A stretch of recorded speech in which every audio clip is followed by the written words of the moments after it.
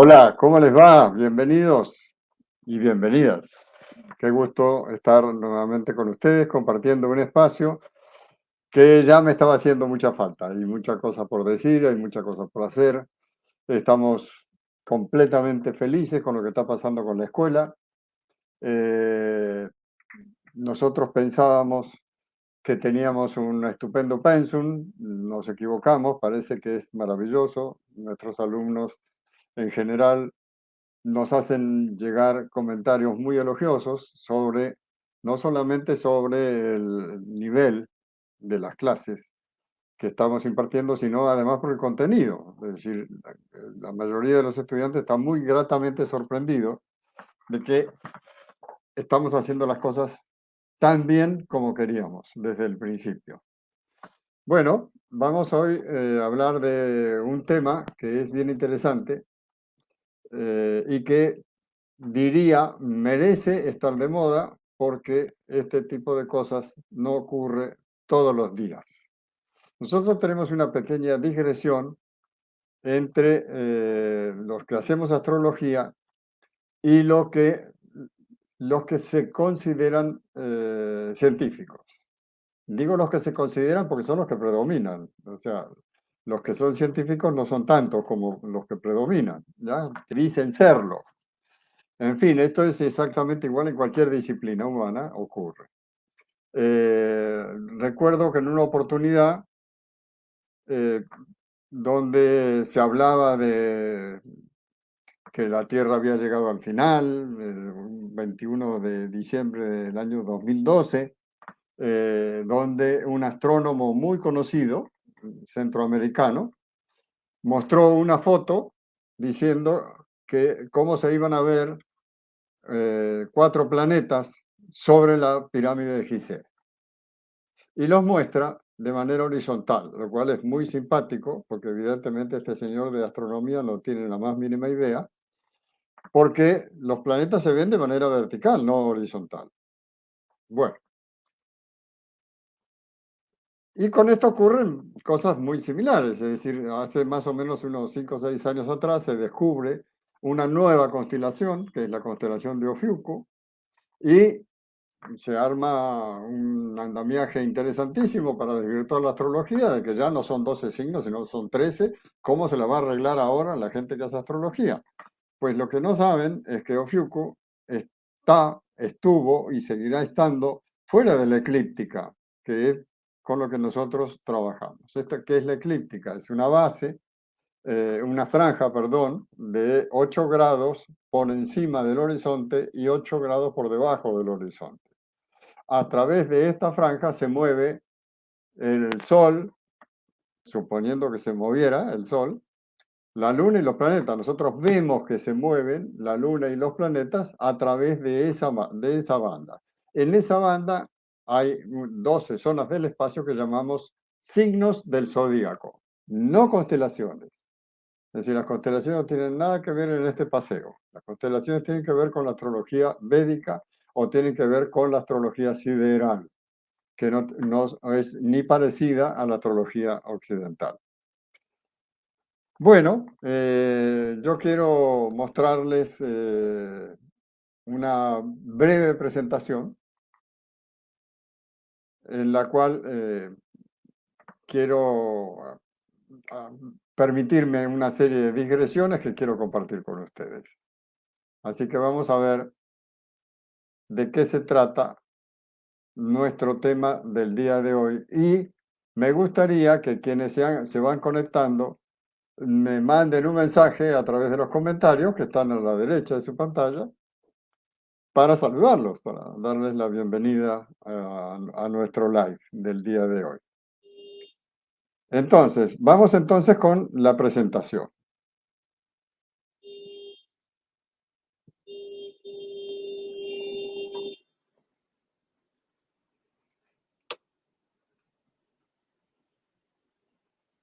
Bueno, aquí tenemos una idea gráfica de las distancias y el tamaño de los planetas en relación con el Sol. Es decir, qué tan lejos están las órbitas de los planetas y qué tan cerca están, ¿ya? Y cuál es el tamaño proporcionalmente entre sí. Bueno, vamos a irnos abajo, vamos al pie, donde vamos a ver un planeta pequeño de color plateado, que es el planeta Plutón. Este planeta gira alrededor del Sol, es decir, da una vuelta completa alrededor del Sol o alrededor de la eclíptica en un periodo de 247,7 años. El anterior es el planeta Neptuno, es un planeta que se demora 186 años en su giro orbital. Luego le sigue el planeta Urano, que dar una vuelta completa le implican 84 años. ¿Ya? Es decir, para aquellos que tienen cambios importantes en su vida a los 42 años, quiere decir que Urano llegó a la posición opuesta a donde estaba el día de su nacimiento. Bueno, lo sigue el planeta Saturno, que era el último de los planetas personales que el hombre veía en la antigüedad. Y recalco la idea de veía, porque una cosa es ver ahora y otra cosa es ver hace millones de años atrás. Las diferencias son bastante significativas. Luego está el planeta Júpiter, que es una especie de sistema solar individual, porque tiene una cantidad de lunas que lo rodean y para dar una vuelta completa alrededor de la eclíptica se va a demorar 12 años aproximadamente. Le sigue en la órbita interior el planeta Marte. El planeta Marte se demora alrededor de 23 meses en dar un ciclo completo. Luego nos encontramos con la Tierra, que como todos sabemos se demora 365 días, 2422 en su giro a través de su órbita. En la parte interna de esta órbita terrestre está el planeta Venus, que es el que le sigue, y el planeta Venus tiene un giro de aproximadamente 225 días. Luego le sigue Mercurio, en la órbita interior de Venus, que se demora alrededor de 88 días. Y acabamos de descubrir a un personaje que se llama Roca Espacial 2021 PH27. Digamos que desde el punto de vista simbólico, desde el punto de vista astrológico, el nombre es un tanto distante, es un tanto frío, es un tanto rudo, podríamos decir, que por supuesto no señala la importancia que tiene un planeta interior en la órbita de Mercurio. Y resulta que este planeta que acaban de descubrir pasó lo mismo que pasó con Ofiuco. Ofiuco lo descubrieron hace 5 o 6 años atrás y resulta que en el año 150 después de Cristo, Ptolomeo ya lo había clasificado. Y lo había clasificado junto con otras 300 estrellas que tenían bastante importancia y siempre esta clasificación ubicaba a Ofiuco fuera de la eclíptica. Bueno, con este asteroide, planeta enano, vaya a saber a qué conclusión llegan los científicos en corto plazo para eh, señalar la importancia que tiene este planeta. ¿Por qué este planeta o asteroide, no importa cómo lo llamen, ¿ya? De todas maneras, las convenciones que se realizan son bastante arbitrarias porque discutir sobre si el planeta es más importante porque es grande, si es menos importante porque es chiquito, si es más o menos lo mismo que discutir que si el aguacate es una fruta o es un vegetal. El aguacate va a seguir siendo aguacate exactamente igual, no importa cómo se lo llame, ¿ya? Con los planetas ocurre exactamente lo mismo, es decir, con Plutón nada pasó, sigue siendo el planeta que está en los límites del sistema solar. Bueno, esta roca espacial, pH 27, se suma a nuestro bagaje cultural que siempre tuvimos. Atención. Y cuando digo siempre tuvimos, resulta que hay cosas que no son muy populares. Es decir, por ejemplo, en este caso, podríamos decir que este personaje merecería ser mucho más popular que Quirón, que es un asteroide que no existe, ¿ya? Porque no pertenece al espectro planetario de la tradición, no tiene nada que ver, ¿ya? Y porque además Quirón simbólicamente reúne elementos que ya están en el Sagitario, que ya están en Júpiter, ¿ya? Bueno, este planeta tiene una cantidad de características que tenemos que analizarlas a la luz de lo que conocemos como la doble regencia. Nosotros sabemos que Saturno, en la antigüedad, regía Capricornio y también Acuario. Bueno, pero resulta que una cosa es Saturno en Capricornio y otra cosa es en Acuario.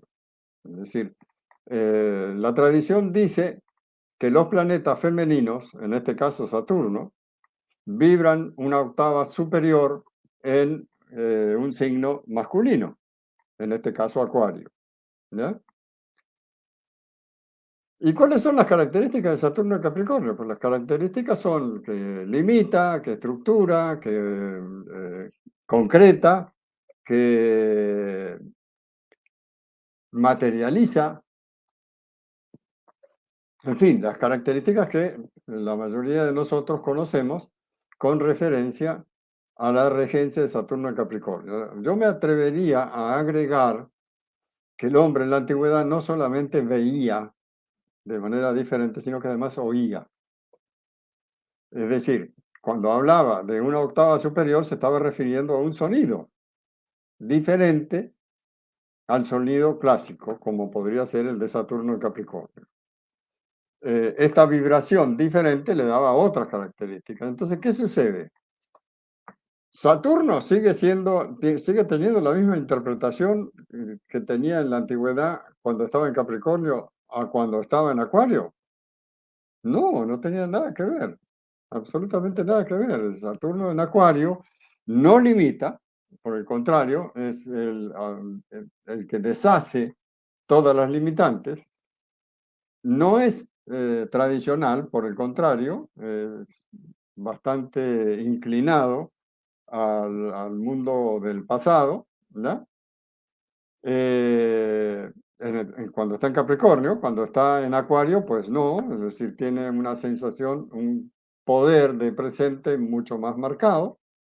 Saturno en Capricornio es materialista, en Acuario es idealista, cambia. Es decir, lo que quiero señalar con esto es que cuando hablábamos de la doble regencia, las características de un planeta cambian totalmente cuando vibran en una octava superior. No es que sean lo mismo, ¿no? Entonces, ¿qué me atrevería a decir? Que la regencia se refería a que Saturno estaba en su casa cuando pasaba por Capricornio. ¿Qué significa estar en su casa? Pues lo mismo que significa que ustedes estén en la suya. ¿Qué pasa cuando están en su casa? Pues deciden, cambian, agregan, quitan, modifican, pintan, hacen lo que se les ocurre, sin necesidad de estar pidiendo autorización a nadie. ¿Por qué? Porque es su espacio en el cual ustedes dominan y es el espacio en el cual se mueven con la más absoluta libertad. Y yo agregaría que cuando Saturno llega a Capricornio, el sonido de Saturno es exactamente el mismo que el de Capricornio, que nosotros hoy oímos en estado de meditación profunda y que el hombre en la antigüedad oía sin necesidad de meditar. ¿Por qué? Porque la sensación de presente del hombre en la antigüedad era absoluta, ¿no? Que no, cosa que nosotros hemos ido perdiendo con las carreras, con los sobregiros bancarios y con las necesidades cotidianas. Bueno, lo cual quiere decir que cuando Saturno llegaba a Acuario, la nota de Saturno, a pesar de seguir siendo la misma, vibraba de manera diferente, vibraba una octava superior. Por eso es que la interpretación de Saturno en Acuario no tiene nada que ver con la interpretación de Saturno en Capricornio. Bueno, esto no ocurre solamente con Saturno. Esto ocurre con el resto de los planetas. ¿Qué pasaba cuando se decía que Júpiter era el regente de Sagitario y que además era el regente de Piscis? Pues lo que sucede es que Júpiter en Sagitario tiene que ver con la exageración, tiene que ver con la abundancia, tiene que ver con la comunicación optimista, tiene que ver con la vida espiritual, con la vida profesional, tiene que ver con aquellas cosas que nosotros manejamos desde el punto de vista interno, desde lo moral, desde lo ideal, ¿ya? Y en Piscis no, en Piscis este tipo de cosas que tienen mucho que ver con lo moral, mm, Júpiter vibra en una octava superior, lo cual quiere decir que ahora se centra en el mundo de las emociones. Entonces tiene una interpretación de carácter emocional que nada tiene que ver con la interpretación que tenemos con Júpiter en Sagitario. ¿Qué ocurre con Marte en Aries o Marte en Escorpión? También Marte en Aries está en su posición natural y en Escorpión vibra en una octava superior. ¿Qué es lo que pasa? Cuando nosotros hablamos del original, de lo nuevo, de lo diferente, de aquellas cosas que tienen que ver con los cambios de forma más que de fondo, ¿ya? Nos estamos refiriendo a una característica de Saturno que no es la característica de Saturno en Capricornio, ¿ya? Cuando hablamos de una octava superior, nos referimos a otra forma de vibración que el hombre en la antigüedad no veía, pero que tenía la seguridad absoluta que existía por una razón simple, porque cuando aparece Urano, Urano tiene exactamente las características que tiene Saturno en Acuario para el hombre en la antigüedad, desde el punto de vista vibratorio, entendámoslo, desde el punto de vista simbólico. ¿Ok? Exactamente lo mismo ocurre con Marte en Escorpión. Marte en Escorpión tenía una vibración diferente a la natural en la que ocurre en Aries, y entonces aquí el guerrero se transforma en el regenerador, se transforma en el de los cambios de fondo, el que tiene que ver con los riesgos, el que tiene que ver con los retos, el que tiene que ver con los extremos. Y resulta que quien responde a esta característica es exactamente lo mismo que ocurriría si el hombre de la antigüedad hubiera conocido a Plutón, porque las características de Marte en Escorpión son exactamente las mismas que tienen que ver con Plutón en Escorpión. Con Venus en Tauro ocurre lo mismo y Venus en Libra, ¿ya? Es decir, cuando estamos hablando de Venus en Libra y Venus en Tauro, yo diría que este es un planeta eminentemente femenino. Por ende, la idea de vibración de Venus en Libra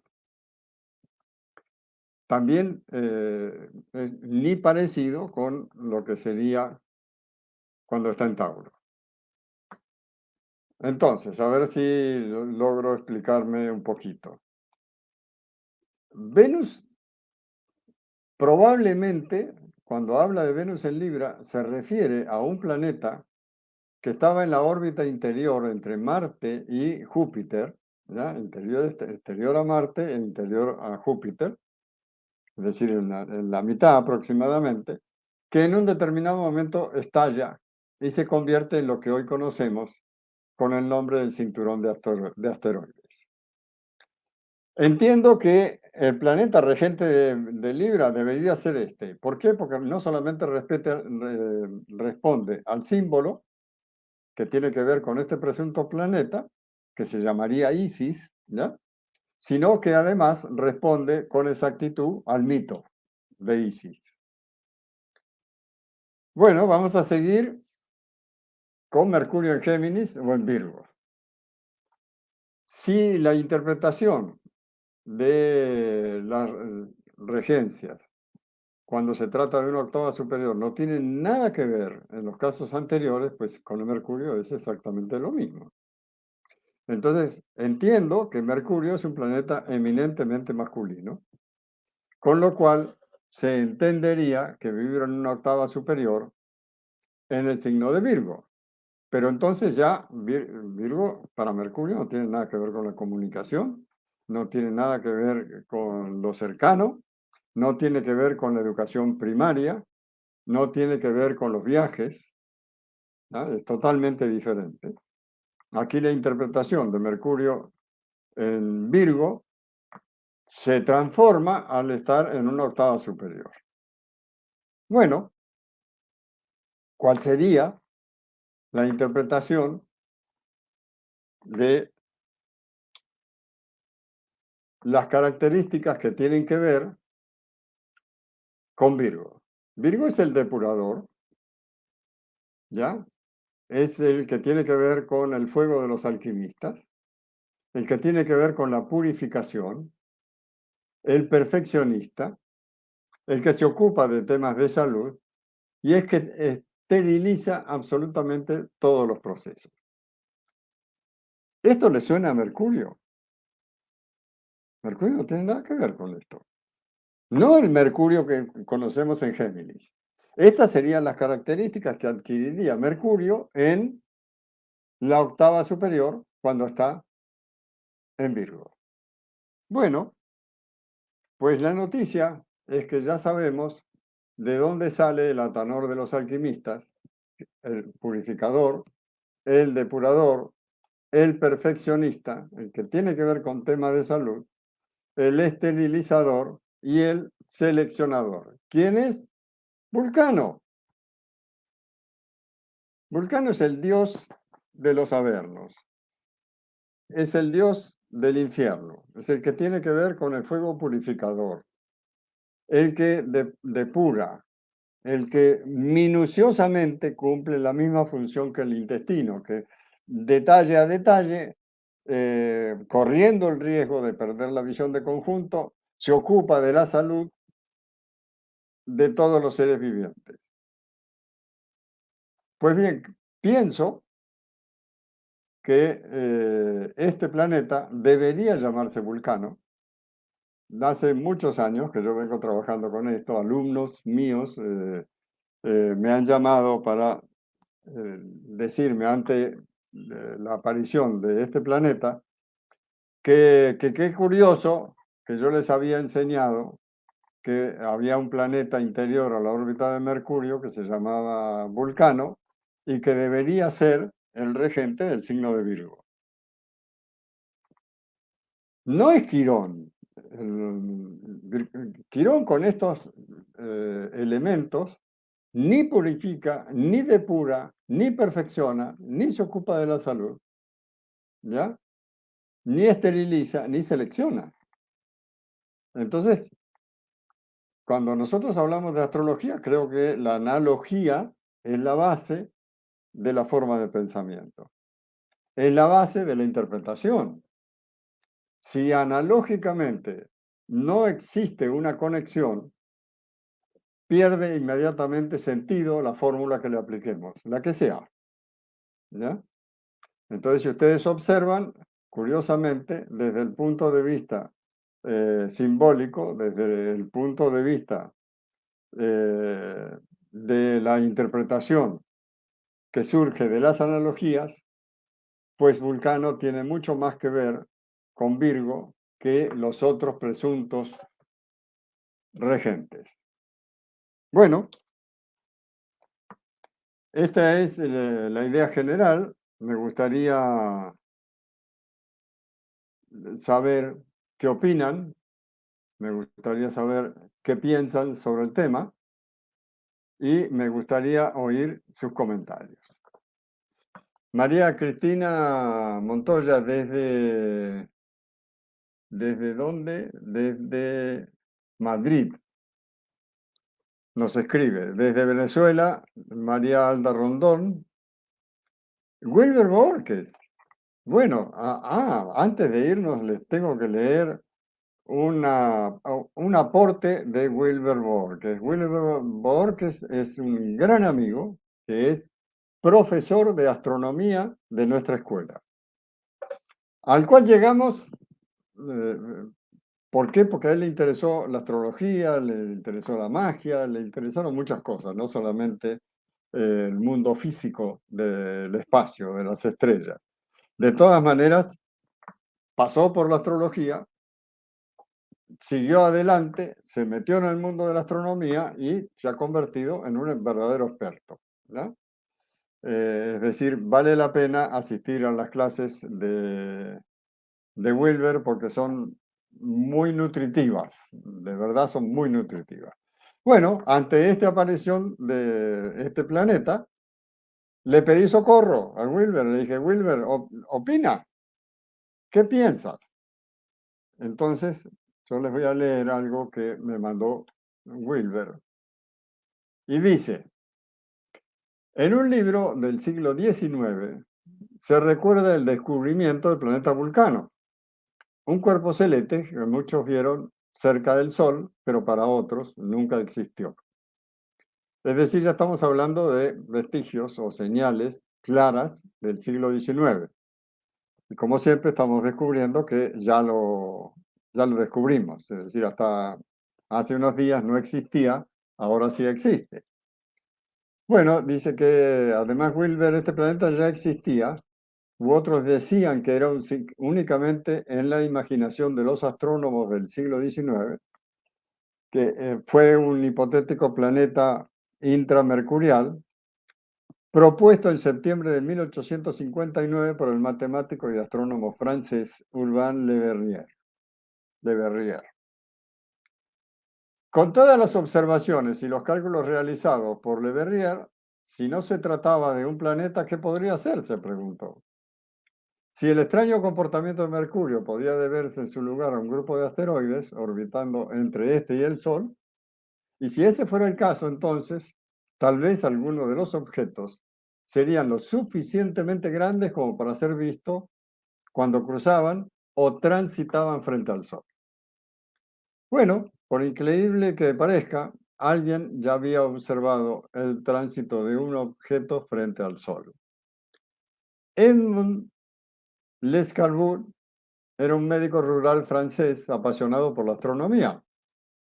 Había estado pensando sobre los asteroides que se habían descubierto entre Marte y Júpiter en las primeras décadas del siglo XIX, lo que le hizo preguntarse en qué otros lugares podría haber asteroides escondidos.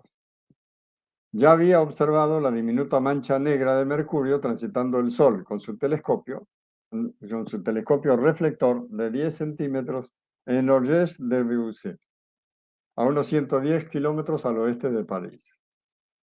Por eso no es de extrañar que se planteara que podría haber asteroides más cercanos al Sol que Mercurio y que tal vez sería capaz de verlos en su pase frente al disco solar.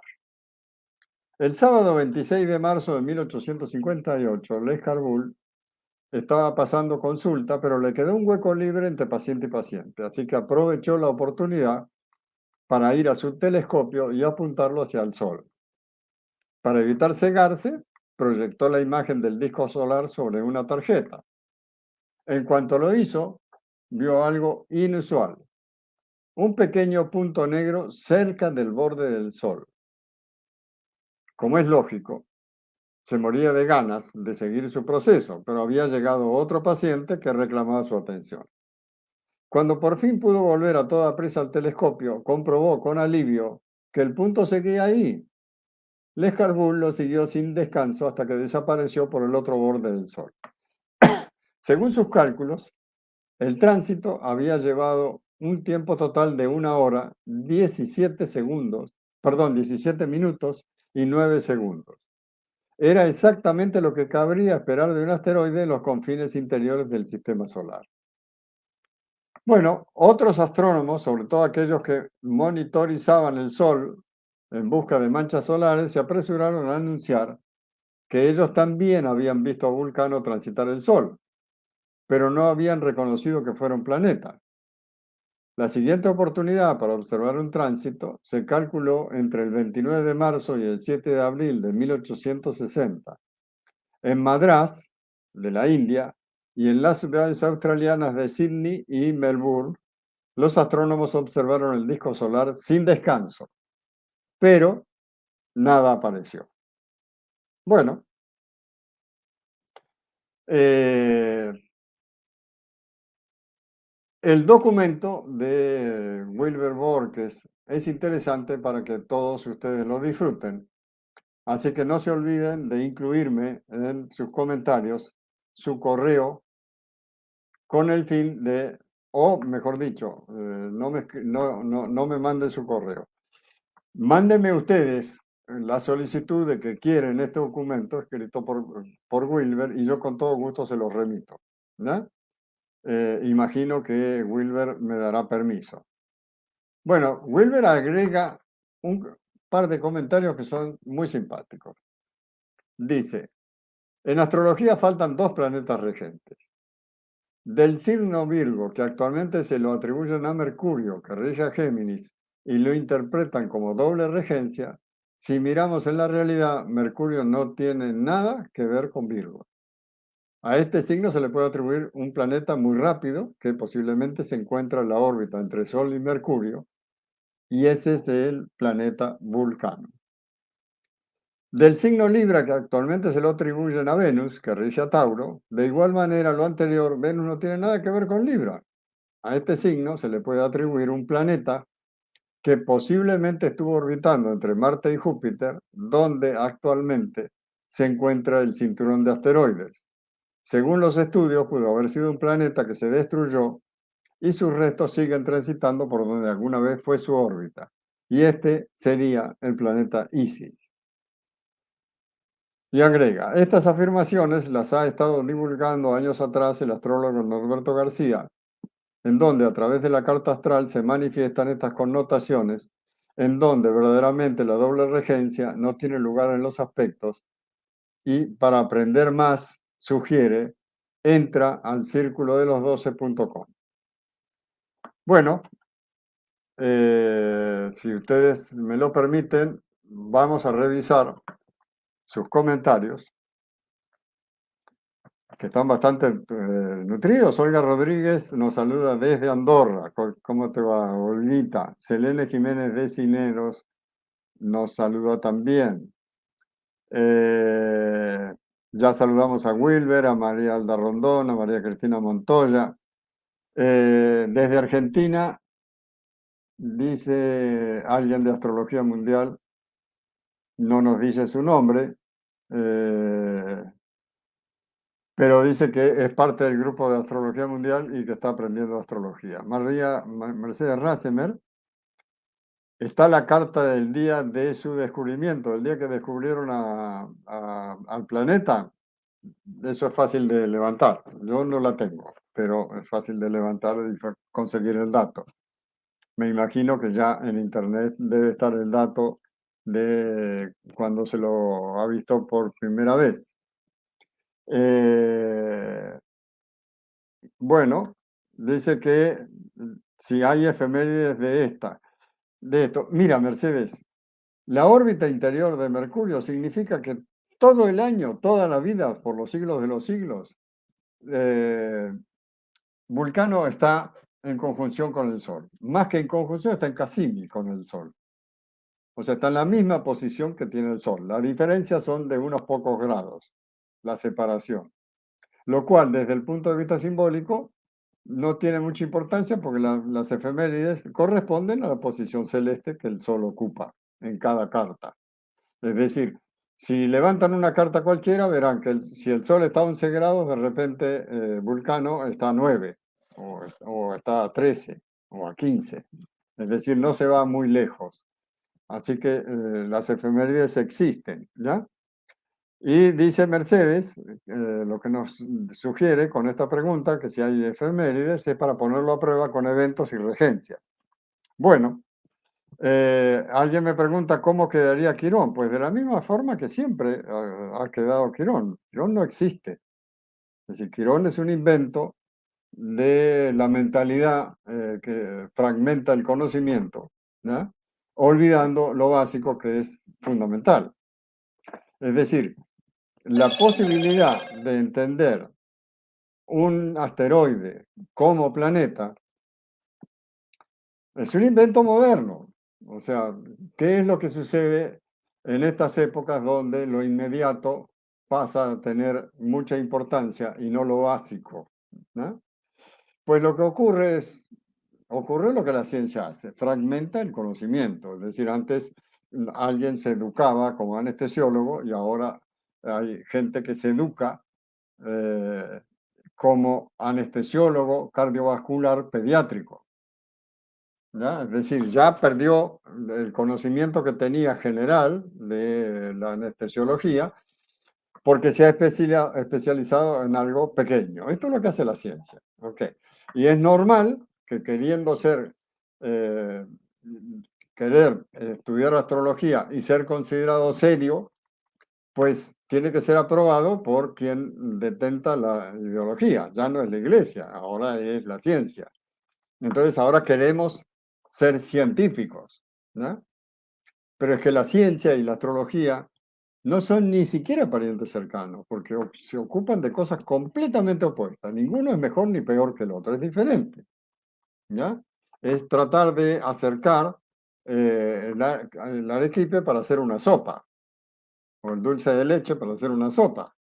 Pues no está prohibido, se puede, pero les garantizo que ni la sopa sabe a sopa, ni el dulce de leche sabe a dulce de leche. Es decir, hay una mezcla muy extraña, ¿ya?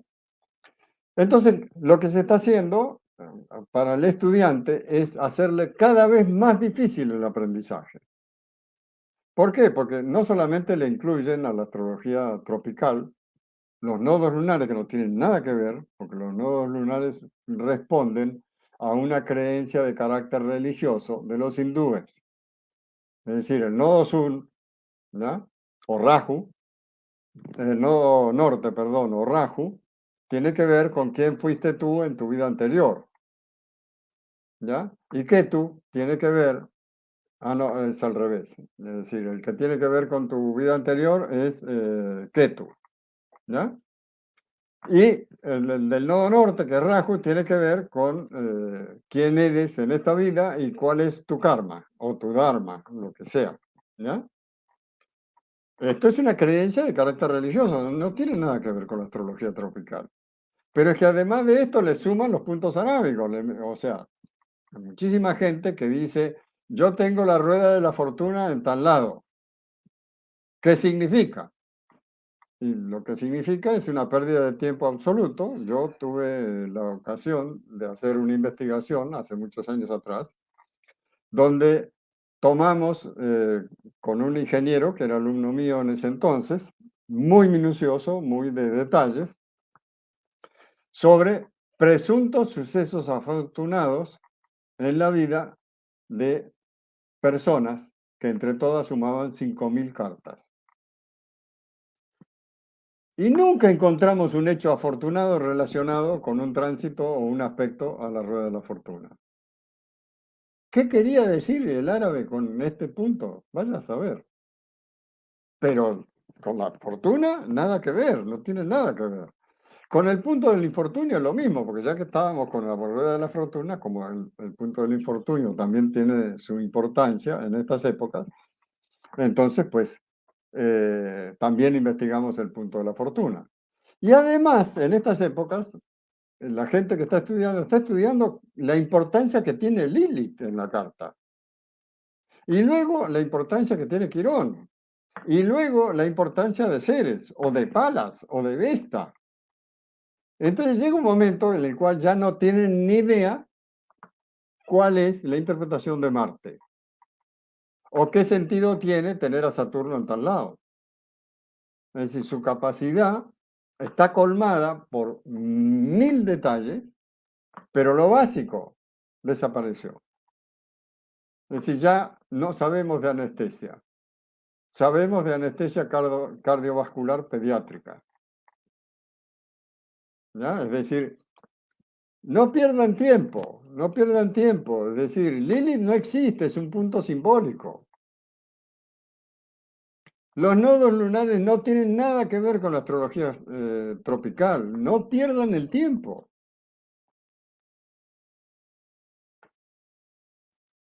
Es decir, ¿ustedes quieren saber a pie juntillas cómo funciona Capricornio?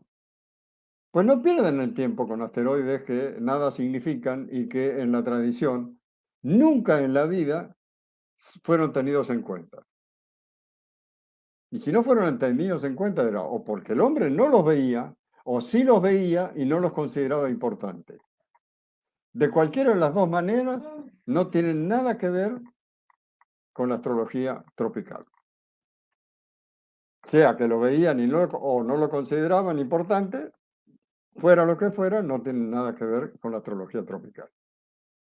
Y un día les voy a contar mi experiencia en un congreso en España, en el año 1989, donde inventamos un planeta. Lo inventamos en el congreso y funcionaba perfectamente. Y era un invento que nos craneamos ahí entre un grupo como de 40 personas. Así que pues me da mucha pena con ustedes decirles que Quirón es un invento. Y tengo argumentos, es decir, cuando quieran debatimos. Lo único que hay que hacer para que funcione algo es creer en eso. O sea, si ustedes creen que salen a la calle y los van a robar, les garantizo que los van a robar seguro. No adivinaron nada, eso se llama predisposición. Y somos muy simpáticos los astrólogos que hacen investigación, sobre todo, que son muy poquitos, afortunadamente, ¿no? Que con tal de justificar que lo que creen es verdad, inventan una fórmula, la que sea. ¿Ya? Entonces nos llenamos de puntos, de vértex y de los altacires y de todo lo que ustedes quieran, pero resulta que todo esto que tiene que ver con un soporte externo, técnico, está en contra del aprendizaje de lo básico. Creo que antes de ser un técnico, antes de ser un buen intérprete de los atacires, primero hay que saber de tránsitos, hay que saber de regencias, hay que saber de dignidades, hay que saber de casas, hay que saber de aspectos.